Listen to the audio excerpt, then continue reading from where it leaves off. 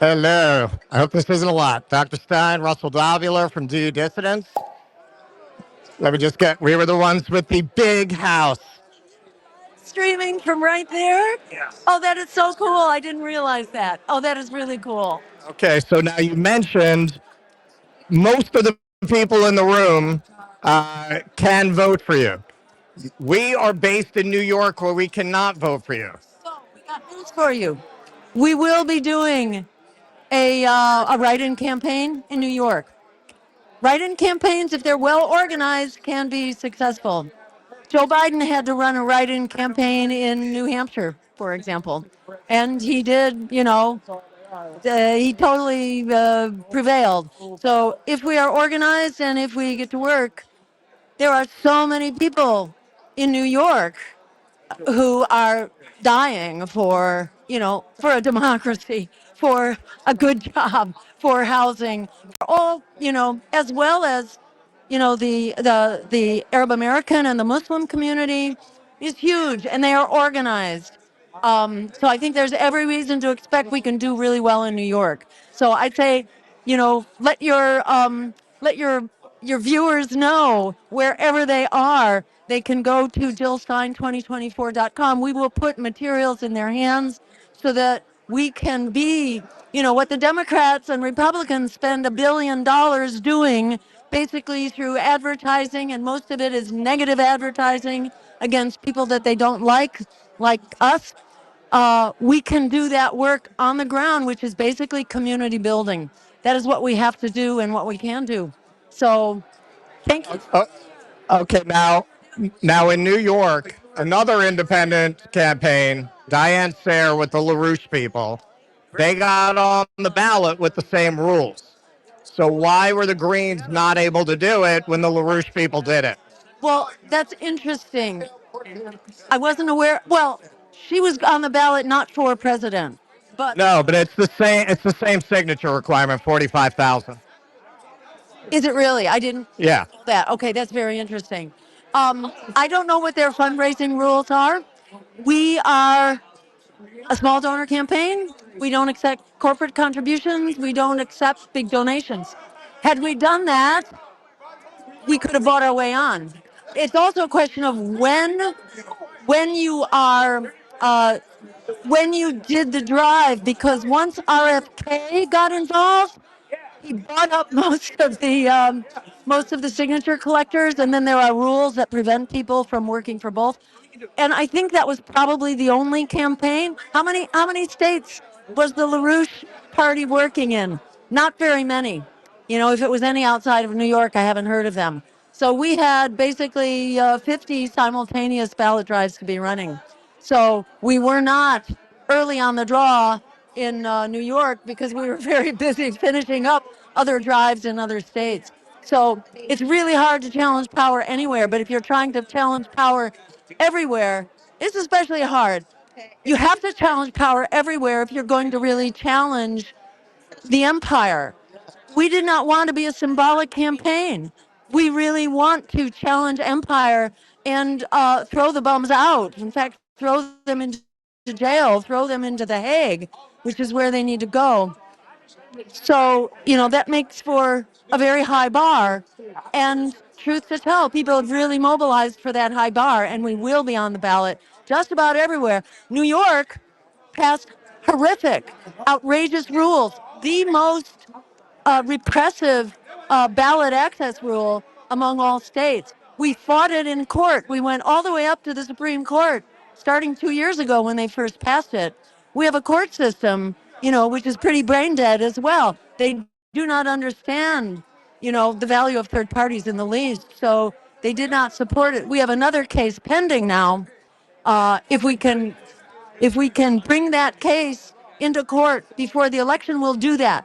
But the court now is very reluctant to open that case. They say we're too close to the election. So we may have to wait until after the election.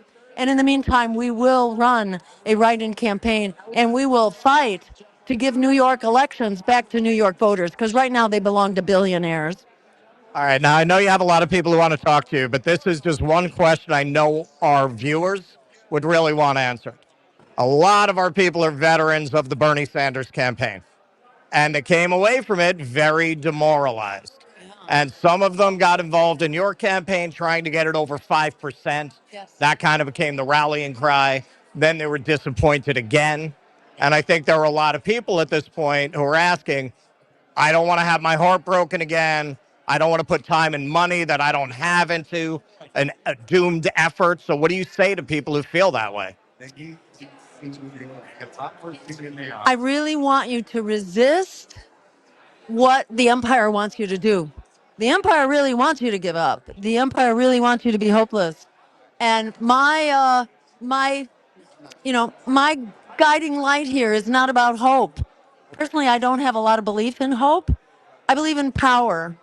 And we have the wherewithal. We actually have the power. I think Alice Walker is right. We have the power. What we have to do is organize. After 2016, I got hit really bad by the empire that took me into the Senate Intelligence Committee and basically raked me over the coals for 3 years.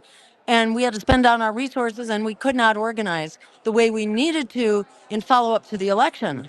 So we were not able to really drive forward. This time, we're a little bit older and wiser and smarter about how to fight that kind of disruption.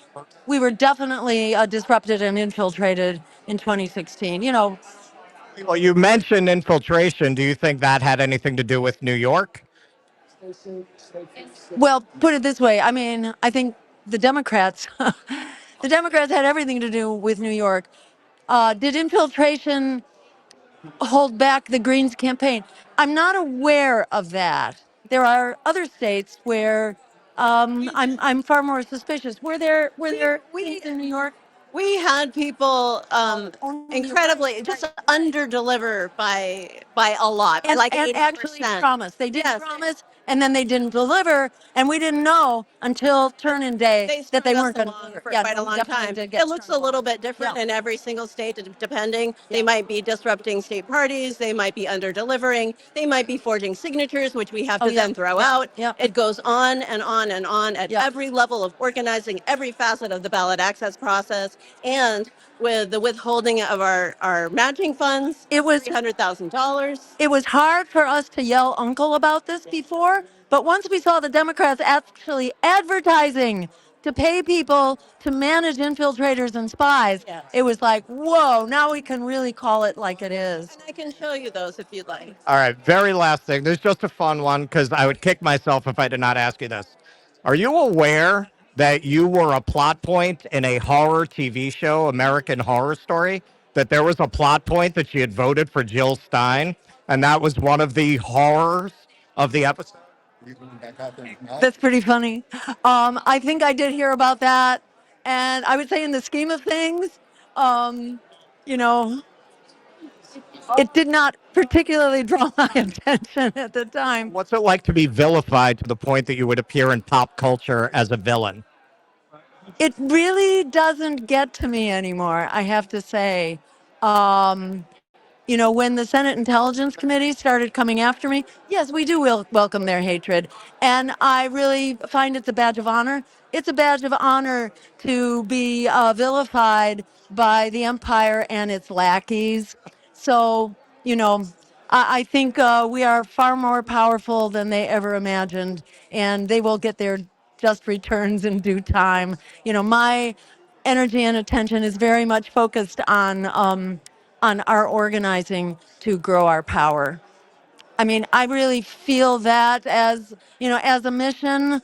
I was a medical doctor, and I moved from clinical medicine to political medicine because I really see our lives hanging in the balance because of climate change, because of war, endless war, because of the nuclear war that we are heading towards, the collapse of our economy, the crushing inequality that is killing people in huge numbers every day.